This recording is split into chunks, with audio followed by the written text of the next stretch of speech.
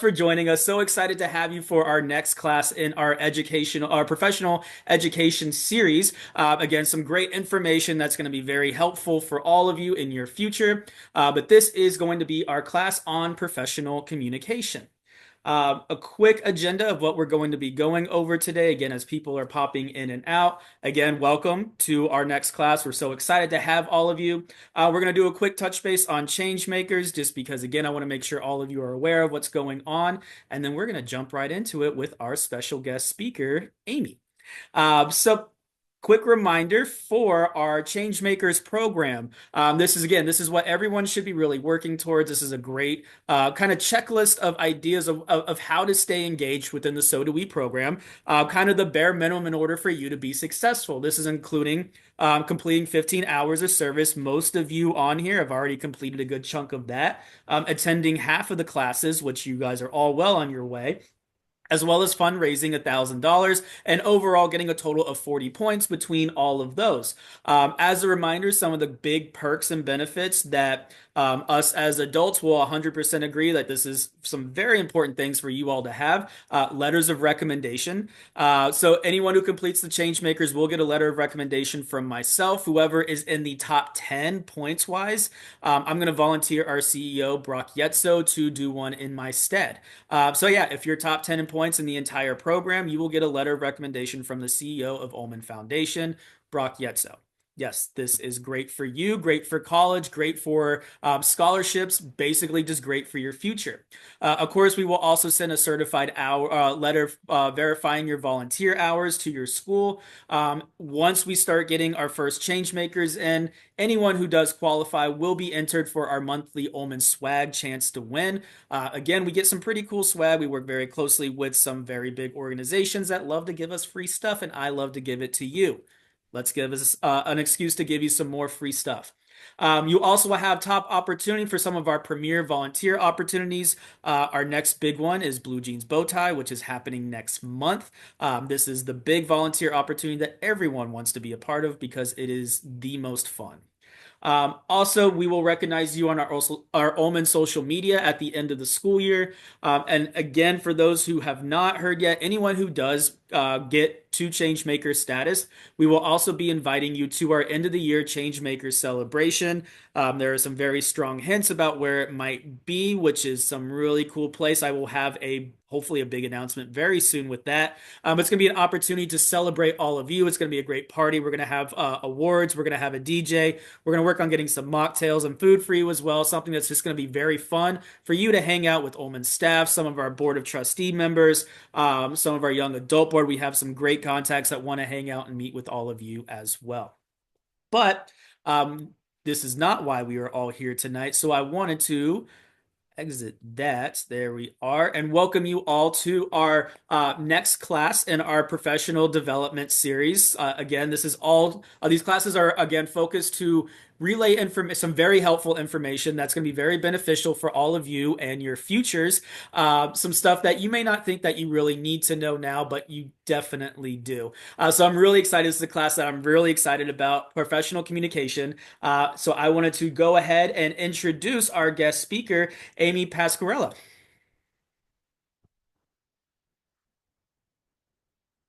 Go ahead and get off mute. Thank you so much, Andrew, and I appreciate the time today. So, just to introduce myself, my name is Aimee Pasquariello. I am a director of operations for a very large contract research organization. So, I actually work in the clinical research space. So, my organization essentially works with the industry in bringing treatments to market faster. So I'm really happy to be here. Definitely a cause that's close to my heart, so I appreciate the time. So let me go ahead and share my slides. The right screen here. All right, just want to make sure you see the slides okay. Yep. Awesome. All right. So we're going to be talking about professional communications today, right? And effective professional communication is a vital skill for high school students, and it really helps prepare you for success, not only in school, but in college and for your future careers. And so this presentation is really going to guide you through 5 tips to help enhance your communication skills in various settings. So, what are we going to cover today? We're going to begin by understanding why professional communication matters, and then we'll dig in and explore 5 essential tips, including using clear language, practicing active listening, maintaining etiquette in digital communication, reading body language, and handling difficult conversations professionally. So let's start off with some participation. Everyone should have access to our chat. The importance of professional communication. So I would love to hear from you. What's one word that makes communication professional? So we'll open the chat up. Would love to hear from you guys. All right, respect. Yes, good one. What else? Precise. Direct. What else? Anyone else? Assertive. Anything else?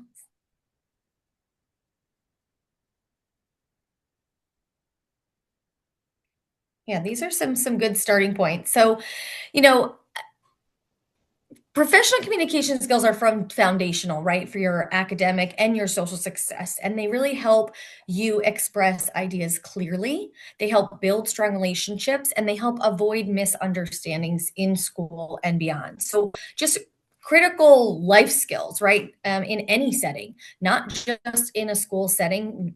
Could be in your work setting. Maybe you have a part-time job, or maybe you're volunteering, right?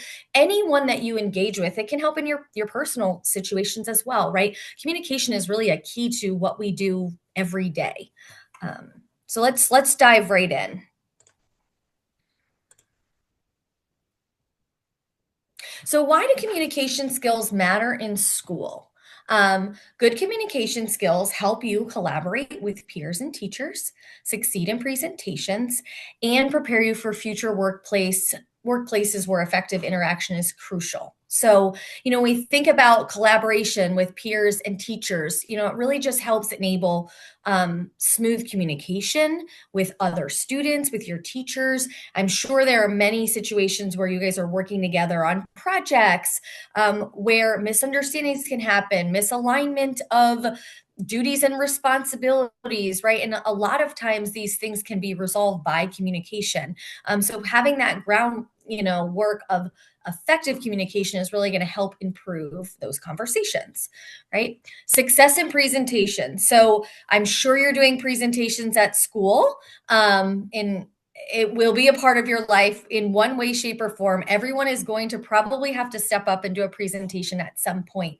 And so really being able to be confident in your ability to communicate and to speak with others, to deliver a clear and confident presentation is going to be really important. And then lastly, preparation for future workplace. I mean, I know in a professional setting, you're communicating all day, every day. It's how we get things done. It's how we work together. It's how we influence people. It's how we, sometimes need to drive things over the line. And so interacting in these professional settings, communication is just a critical skill. So what are some real world consequences of poor communication? Poor communication can lead to conflicts. It can lead to missed opportunities. It can lead to damaged relationships in both school and professional environments, right? Think about your communication as a part of your personal brand. It's how people experience you as an individual in various settings. So that's investing in that is really important. And we're going to look at things other than just verbal communication today, right? We have a lot of email communication, electronic communication, especially in the world today, right? We're communicating a lot more virtually. We're communicating a lot more via text message, via email. And if we're communicating with others or, making that leap from a text message with your friend group is going to look differently than a text message with a teacher, and really being able to understand the differences to ensure that you're not having missed opportunities to drive your personal brand in a professional way in those settings. All right, so let's move into our first tip. So our first tip is to use clear and respectful language. So I know I think we hit on that when we were looking for some of the ideas in the chat. So you want to choose words carefully for clarity. So your accurate word selection is really important. Choosing precise words that are going to really convey the exact meaning is going to reduce potential misunderstanding. So how do we do that, right? Thinking before we speak, having self-awareness of, am I rambling? Am I carrying on too long? Am I giving space for others to speak?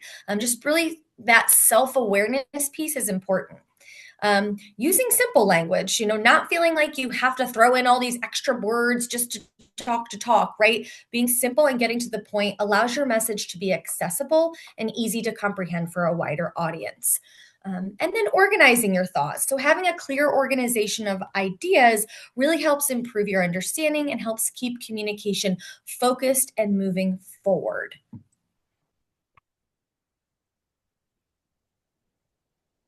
Also showing respect to others in conversations, right? So using polite expressions. So for example, saying things like, if you don't understand, could you please clarify that point? Or I appreciate your input on this matter can really foster a respectful and positive tone in conversations. These are really important. I think sometimes we get into conversations where you might not agree with the other person, but we still want to be polite and be respectful in order to really explore and maybe understand a bit more where the other person's coming from.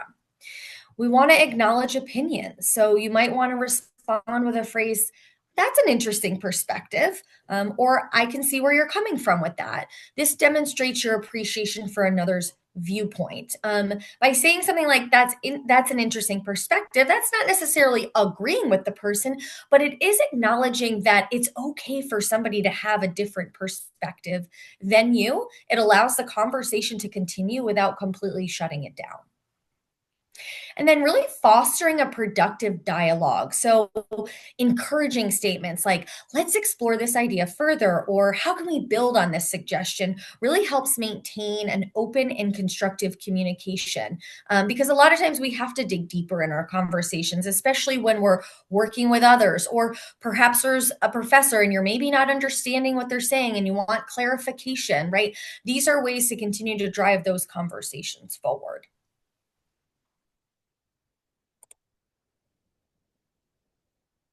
We really want to avoid slang and inappropriate language. So I know everyone's used to their text messages and you use shorthand, or you may be using language that might be popular within your age group that other people might not understand, right? So it's really important to be familiarizing yourselves with formal language.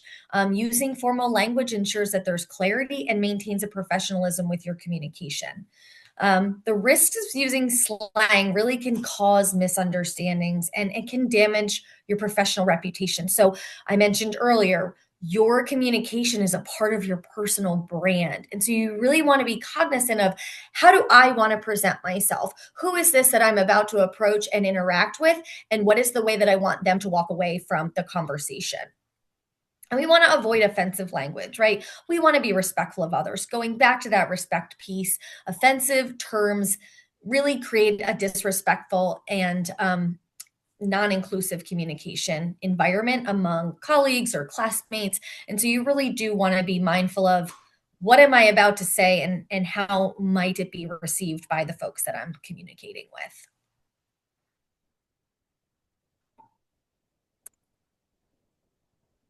Okay, so let's move on to tip number 2. Practice active listening. So I think sometimes we think of communication as talking, right? Or sending that email, but active listening is a critical piece of effective communication. So first, paying attention to speakers. We live in the world of smartphones, and you see it all the time where everyone has their phone, right? And it's pinging, and you're looking, and it's pinging, and you're looking, right? You think about how distracting that is, that now you have not maintained focus on the speaker. You're not engaged in the person that is communicating with you because your eyes are moving elsewhere. So it's really important that you're practicing concentrating fully on the speaker to understand the message clearly and avoid missing key points. So, making eye contact and really showing that clear body language that I am engaged and I'm paying attention. You want to avoid distractions. So eliminate external and internal distractions. Like I said, we all have a smartphone, or many times I know in a work setting, right? You're typically on more than one monitor. So, you're in a call and you've got email popping up, or you've got a Teams message popping up. In a school setting, maybe you're on a laptop and you've got pingings happening, or your Apple Watch's notifications are on, right? Those things are there to draw attention away from whatever it is we're focusing on. So it is important to really think about, what parameters do I need to put in place that will prevent me from being distracted in class, or will prevent me from being distracted in this conversation.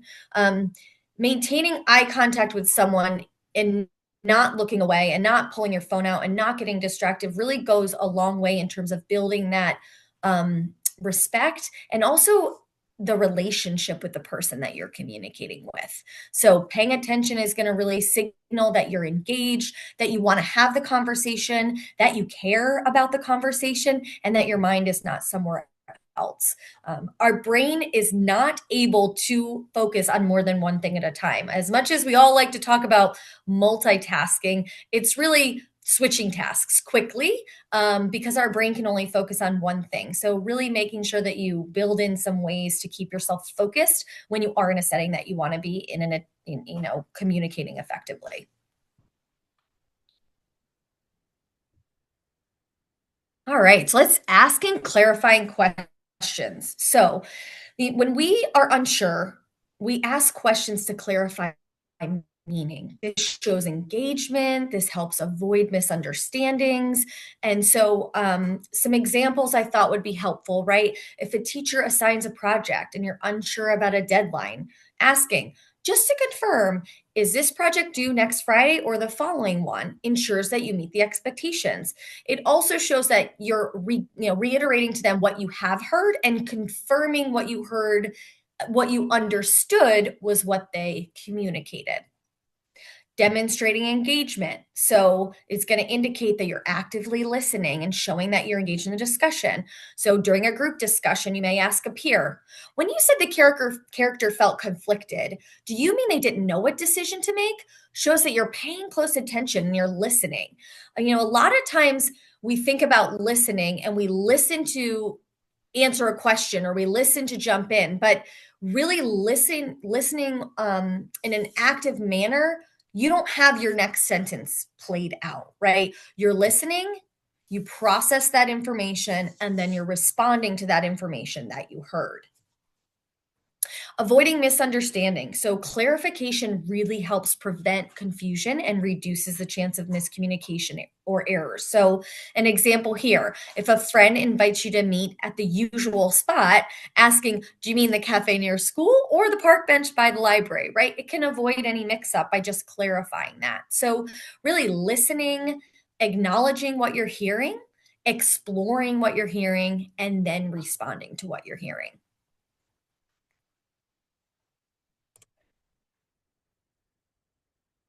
Okay, and then lastly, demonstrating understanding with feedback. So we have verbal feedback and we have nonverbal feedback. Both are important in different ways, right? So our verbal feedback is going to summarize the points like we just talked about. So we listen actively in the conversation, we're paying attention, we're making eye contact, and we're engaging verbally in the conversation. And then there's the nonverbal feedback, right? So nodding and facial expressions really demonstrate attentiveness and engagement nonverbally. Eye contact. I'm sure everyone has had that experience where, I don't know, maybe you're doodling in your notebook, or you're dozing off, or thinking about something else, and a teacher calls you out and is like, hello, are you paying attention? Right? They can see that body language. And that's going to be the case in any type of setting where someone's trying to get your attention and wants to engage with you, but they can see that you're not engaged.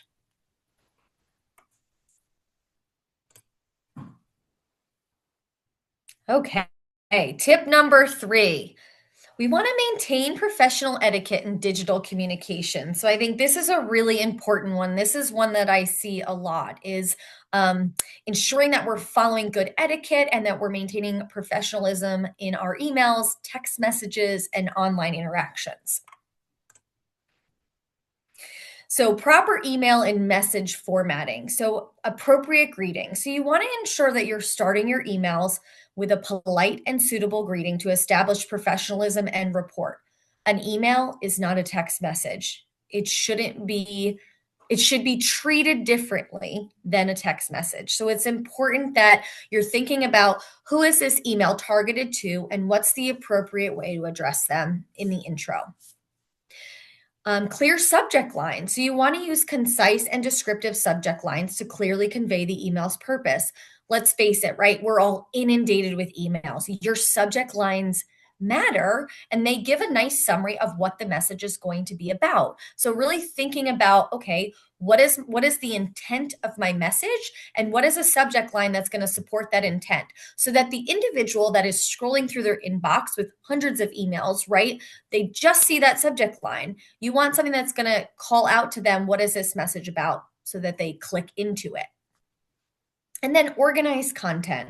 We want to structure the message content with paragraphs and bullet points that's easily able to be read. So again, it's not a text message. You need to be using complete sentences. You want to be using correct punctuation.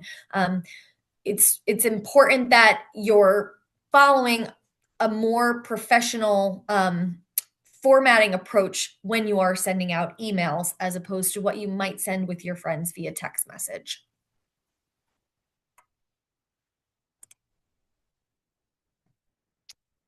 Timely responses and follow-ups. It's really important that we're responding promptly and following up when necessary. It shows your ownership, responsibility, and respect for others' time. So, promptness can go in a variety of ways, right? Sometimes just being quick is not always the right approach, right? So you want to think about what is the urgency of this message? Is it urgent that I get back to them immediately? Do I have some time? Maybe I need to look into this further. So something that I always recommend to my staff is look, even if you don't have the answer right now, if someone is asking for something from you, it's important that you're responding. I always tell them same day, right? So a simple thank you so much for your message. I'm looking into this and I will get back to you on X date and time, or I will get back to you, by the end of the week, right? So you're creating engagement by allowing them to see, okay, they got my message, they're looking into it, or they got my message, they're working on it, and they're going to get back to me on this date, right? Then you want to ensure you have effective follow-ups. You want to make sure that you're following through on the commitment that you set. So if it's something that, maybe you're really busy, you might forget to do it. Set yourself a calendar reminder, right? To make sure that, I told Andrew I was going to follow up with him on Thursday by 3 o'clock. So I'm going to set myself a calendar reminder for Thursday morning to make sure that I follow up with Andrew by 3 o'clock because that's what I committed to.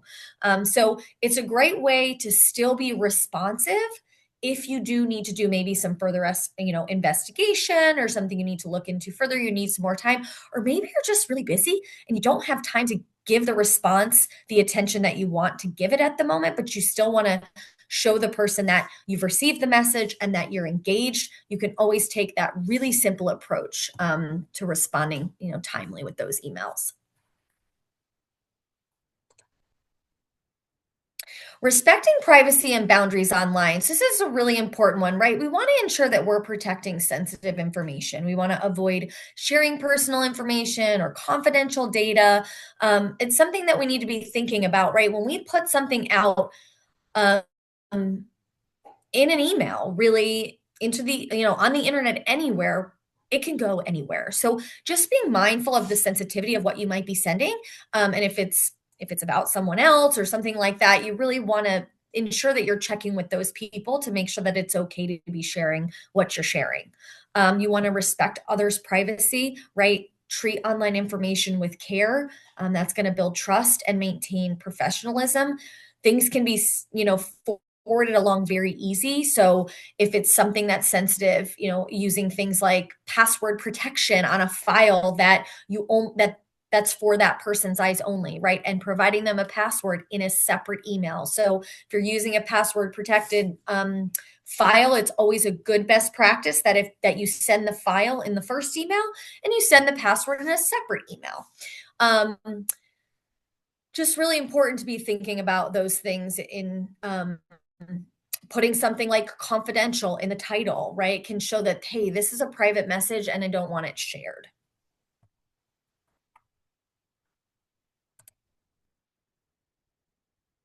Okay, moving on to tip 4. So, body language and nonverbal cues. So, nonverbal communication plays a really key role in how your message is received.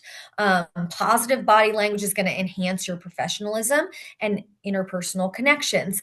You think about something like when you read an email or maybe a text message, right?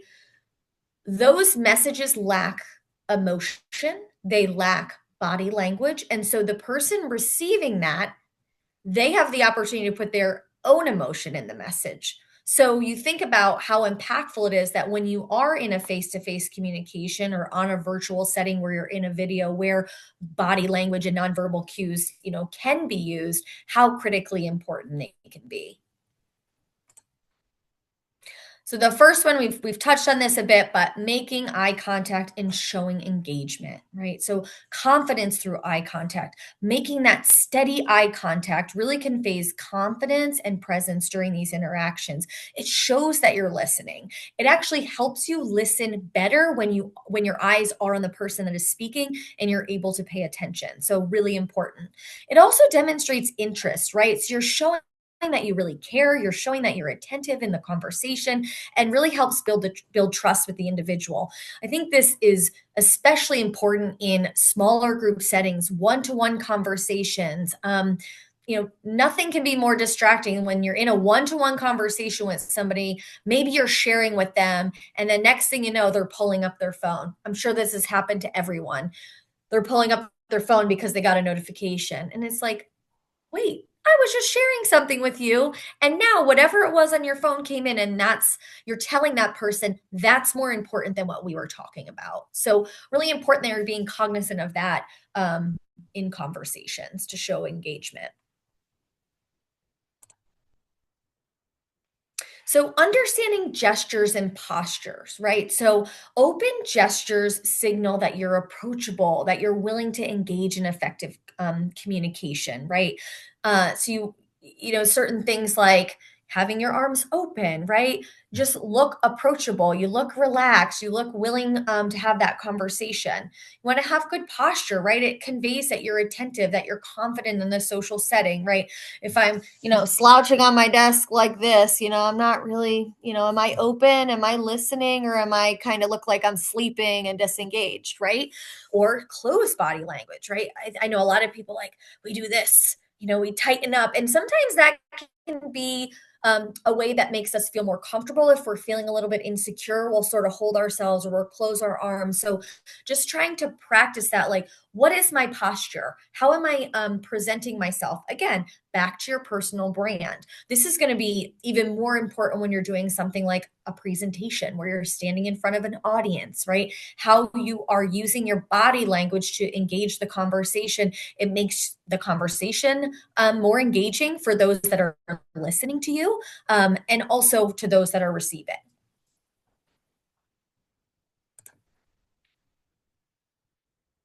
So, communicating with confidence and openness, right? That positive facial expression, right? Smiling, it just naturally conveys confidence and approachability. I know that I found if I'm, really nervous going into a big presentation, I just smile, right? And there's something about smiling, it warms the room. It makes people feel comfortable. I think it naturally helps you feel more comfortable when you're communicating. Affirmative gestures, right? Nodding and agreeing, right? Things like that, right? You're showing that natural engagement in the conversation. And then a relaxed body posture. So maintaining that stance that promotes that openness and confidence that we've talked about.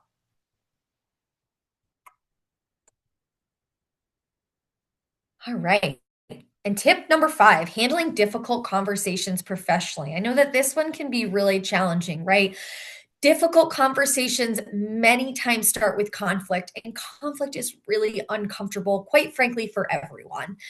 So this can be a really important tip in communication and maintaining your personal brand when you are handling a difficult conversation. So the first one is staying calm and respectful, right? So maintaining a calm tone is going to help prevent escalation and encourages positive dialogue. So when we face a difficult conversation, typically there's going to be some conflict there, or maybe you're about to approach someone and share some feedback with them or something like that, right? Maintaining your tone is critical, and maintaining your emotional state is going to be critical. So, you'll notice sometimes in a conversation, maybe the other person is getting really heated and things are getting escalated and their tone is going higher, right? Many times when someone else goes higher, we naturally will go higher too. So, being aware of, okay, I can tell this is going higher. I'm going to maintain a calm tone. By doing that, in many cases, you will actually start to bring the other person down. Rather than you joining them, you have the opportunity to bring them down in the conversation. And if you're unable to maintain a calm tone, it might be best to just pause the conversation and take some time to calm down before you revisit that conversation, because nothing happens effectively when tone starts to get loud or disrespectful. It's not going to foster understanding. It's not going to be productive. And so knowing when to say, you know what, I would love to have this conversation, but I think I need to walk away. I need 10 minutes. Can we revisit this at a later date? Or can we revisit this tomorrow? And this is true in something like email too. I tell my staff this all the time, right? Maybe you get an email and you feel emotionally charged from that email. And you when you go to respond, you're having a hard time responding in the most calm, respectful way. Write the email, put it in your draft, walk away. Take some time, go for a walk, cool down, sleep on it. Come back the next day when the emotion is at a different state, reread your email. Do you still want to send it that way, right? So you have the ability, at least with email, to check yourself, but you can do this in in-person settings. We always have the opportunity to say, you know what? I'm not prepared right now to have a productive conversation. I need some time. Can we revisit this? This comes back to self-awareness, and emotional intelligence is really important in handling these types of conversations. Addressing issues constructively, right? So we really want to first focus on the problem. So if you're concentrating on the problem and avoiding personal attacks to maintain that respectful communication, that can keep it moving forward. It also keeps the conversation more objective and less personal. What are some ways that we can bring a conversation back? If it's getting off track, again, if we could just revisit, we were talking about maybe the problem is we have a project due on Friday, and the person I'm working with didn't do their part of the project, right? And so you approach this person, you're having a conversation, and it turns into a blame game. Well, you didn't do this, and you didn't do this, and you didn't do this, right?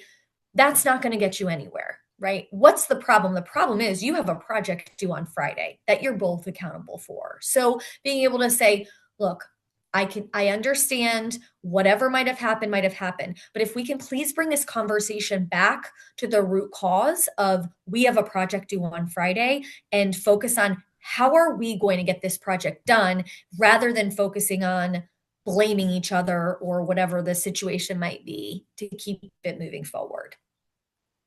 Use I statements when you're expressing feelings and concerns, right? It helps you take ownership. So I feel, or I'm doing this, right? That's your way to own it rather than pushing it out to just who's, general responsibility. It's going to reduce the defensiveness in the conversation. Be specific about your concerns. So you want to clearly specify the concerns to encourage understanding and effective problem resolution. And you can use a lot of the examples that I provided during the active listening piece to explore the conversation further, right? Try to gain understanding. Approach the conversation with curiosity.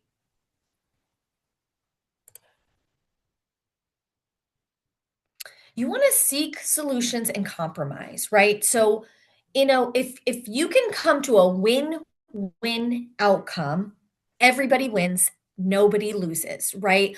By focusing on the solution that benefits all of the parties that are involved, that helps sustain the relationship. It also essentially helps get everyone what they want, right? We're all trying to move forward towards some goal. And if we can understand each other and we can work to ask each other questions to understand, we know where we're coming from, but we can do a good job of better understanding where the other person's coming from. And a lot of times, if we're asking those questions, we can then find an alignment or a compromise or a solution that is a benefit for everyone. We want to be open to compromise, right? I know we all probably have things that we like done the way that we like them done. But the beautiful thing about everything we do is typically there's many ways to get to an outcome that is acceptable. So just really ensuring when you're in these types of conversations saying, am I being stubborn here? Am I being unwilling to compromise with someone that I'm working with, right? We can't change other people. We can only change and control ourselves. And so it's really important rather than always looking outward at everyone else and what they could be doing differently or what they could be doing better or you didn't like the way they did, right? Being able to ensure that you're looking at yourself through self-reflection and saying, oh, okay, well, I know I wanted the project done this way and they want it done that way. Well, maybe we can meet in the middle, or maybe they had a really great idea here. So maybe we take that idea. And you'll find that as you start to compromise, it sort of breaks down that barrier of tension and allows you to move forward towards your end goal. And then collaborative work, right? Working together enhances problem solving and strengthens relationship. You will work collaboratively for the rest of your life. It is a part of relationships, it is a part of school, it is a part of higher education when you go to college, it is a part of teams in a work setting. Even if it's a role that you're not managing others or you're just going to work by yourself, you will always be collaborating with other people. And so if you can really get good at this now, it will certainly serve you as you continue to grow in your professional career. And so just in conclusion, right, mastering professional communication is going to prepare you for success, not only academically, but beyond. And so applying these tips, you'll help build stronger relationships and present yourself confidently in any setting. And with that, we will open it up for questions. Fantastic. So it is open questions. So if you have any questions, you can go ahead and put it into the chat, or you can just jump off mute and ask your question right away.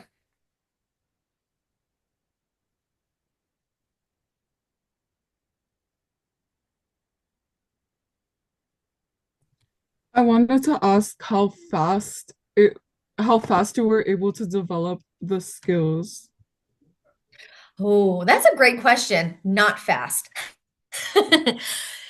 Communication skills is an ongoing learning journey that you're going to continue to work on for the rest of your life. There are things that I learn every day, right? And I have been in the professional working world for 20 years.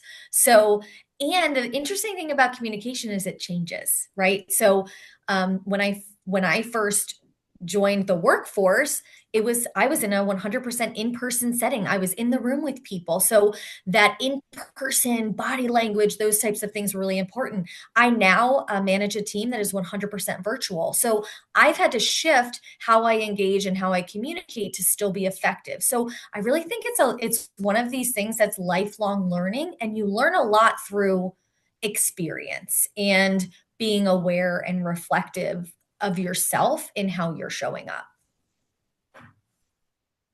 And Grace Thank asks, you. do you have an example of a specific conflict that you faced and how you overcame it? Ooh, that's a great question. I've definitely have had lots of them.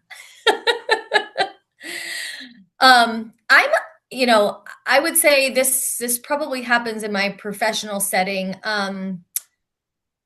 often, right? Where there is disagreement often. And I think in many cases it's coming to communication. And I definitely share this with my teams too. So talk to each other, be honest, right? Be professional, don't avoid. I think a lot of times we can get into conflict or a disagreement and we want to just avoid or walk away, or and in a professional setting you can't do that because you're still working with these people, right? And in so many cases, when you actually sit down and have a conversation and truly try to understand where the other person is coming from, I think it always will open your eyes to a new perspective. And then that allows you then both to come together. And what I found is when you do that, you end up with much stronger relationships because you build vulnerability and you build respect with one another. But I always would advise going into the situation ready to listen, be curious, and ask questions before you share your positioning.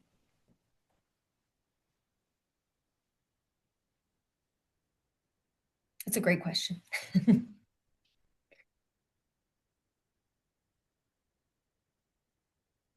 And how would you suggest adjusting and adapting your communication style based on who you're working with? Mhm.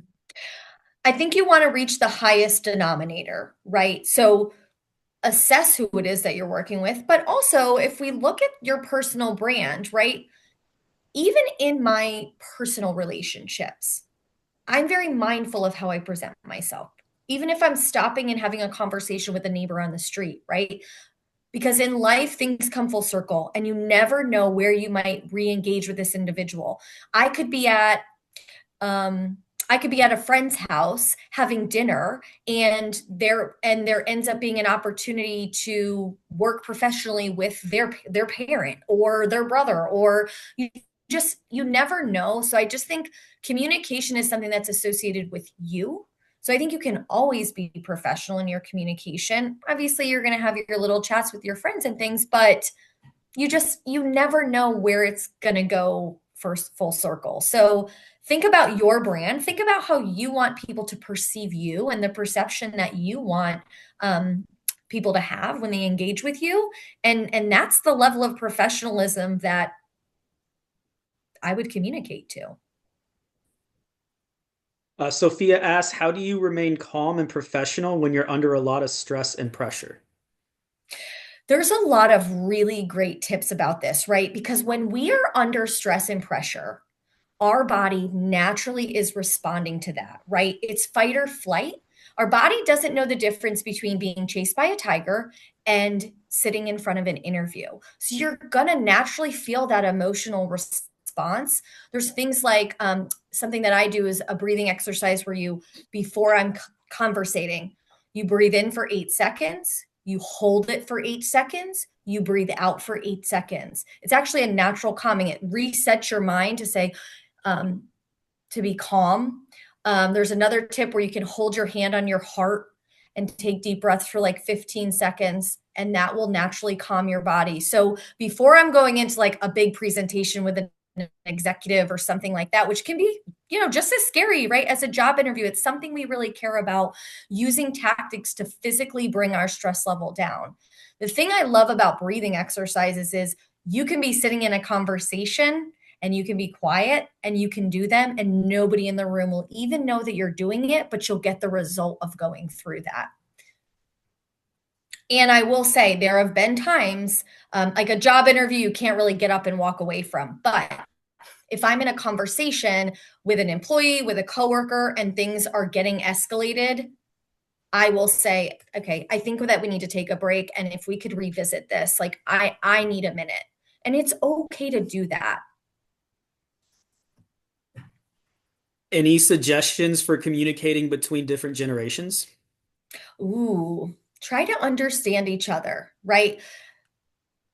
Within our generations, we all like to think our generation is the best for whatever reason, right? But it's because we're the most comfortable in that. So again, if you go back to your active listening and you're exploring in your conversation, right? Recognizing that we are different. So whether that's generationally, this comes up a lot in my workplace. I work in a global setting. So I work with people all over the world, and culturally, how we communicate is very different. And so it would be easy to just judge other people and say, oh, well, they don't communicate the way that I do, so they're not smart enough or they're not effective or whatever. But I have to embrace that their culture is different than my culture. And I need to treat them with that level of respect and try to understand them rather than put an expectation on them that they should meet me where I am. Let me meet them where they are.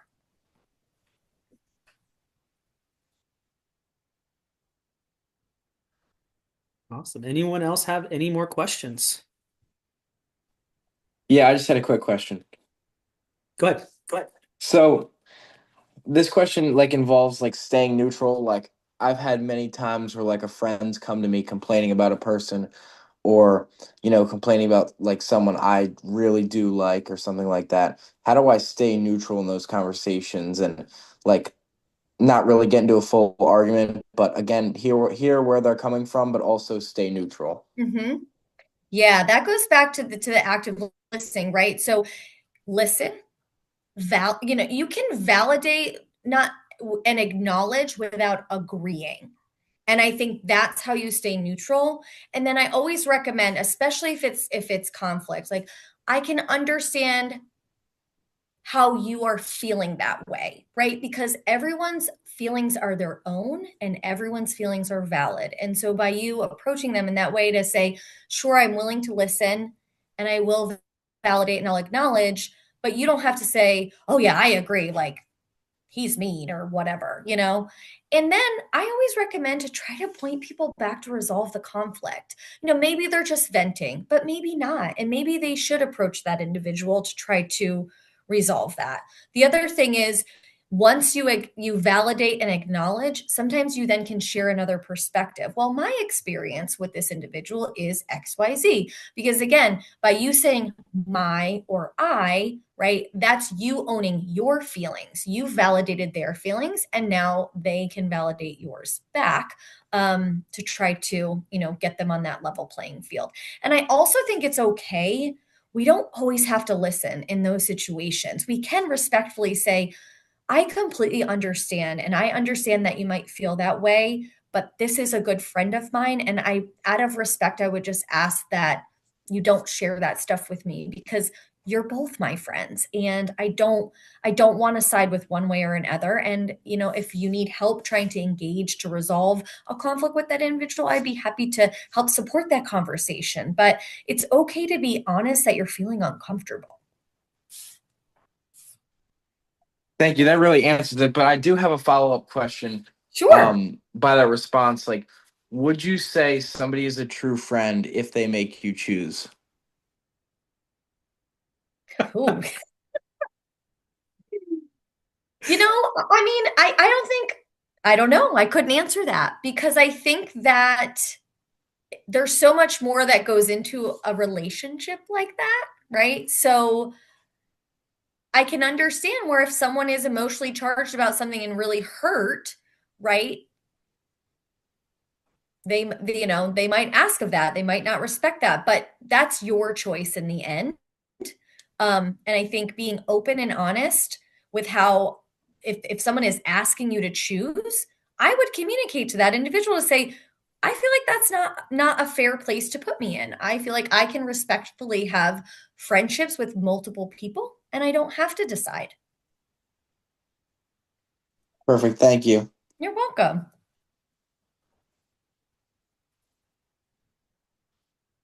Right. Anyone else have any questions?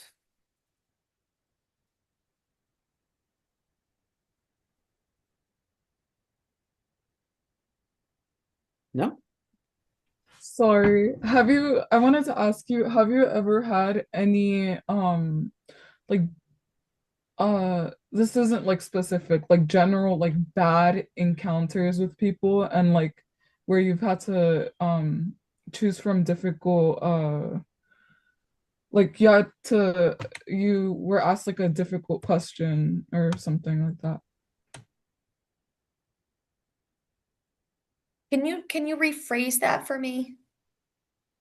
Yeah, sorry. That's I wanted to ask if anyone who you've worked with has ever approached you with a um I want to like a difficult question on what like another employee or something you had to do for a job. hmm Yeah, And I mean, sorry, I just want to know how you like would encounter that type like those type of questions. hmm So when you say difficult, what do you mean?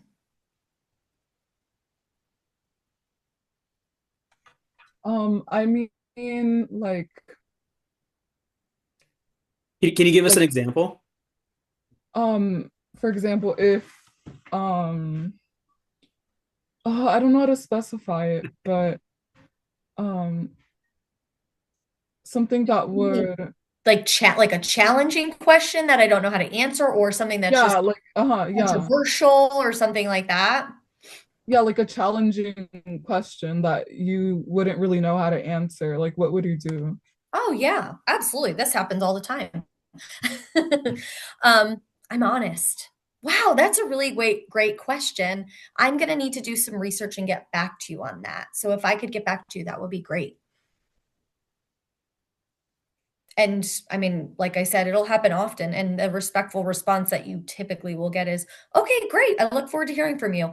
And then going back to your accountability, make sure that you follow up and actually follow up with that answer. We're not expected to know everything, right? Like we have so much knowledge at our fingertips, but we're not expected to know everything.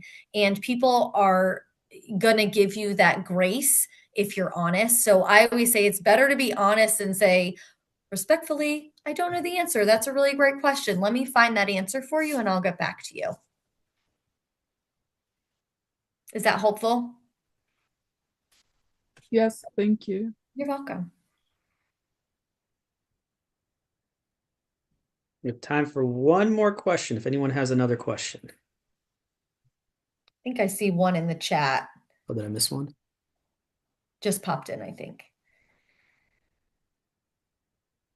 Do you have any pieces of advice for being asked difficult questions during interview settings? I think in an interview setting, again, it's also being honest, right? Because you can only do so much preparation. There's so many questions that they can ask. Um, and in many cases, there's not a right answer in an interview. They're looking for, if they're asking you a really tough question, many times they're looking to see how are you going to respond? Are you going to clamor? Are you going to be able to keep your cool? Are you going to be concise in your answer and communication? It's also okay to say, that's a really great question. Let me think about that for a moment and just take a second to think. It's okay to pause, process, and then respond. You don't have to just jump in. It shows that you're being thoughtful about your answer. And if they're asking you a difficult question, that's probably actually what they're looking for. Is this person, how are they going to respond when they're asked something difficult? Are they just going to throw out an answer, or are they going to be thoughtful about what they're actually doing and what they're actually saying or what they're actually delivering?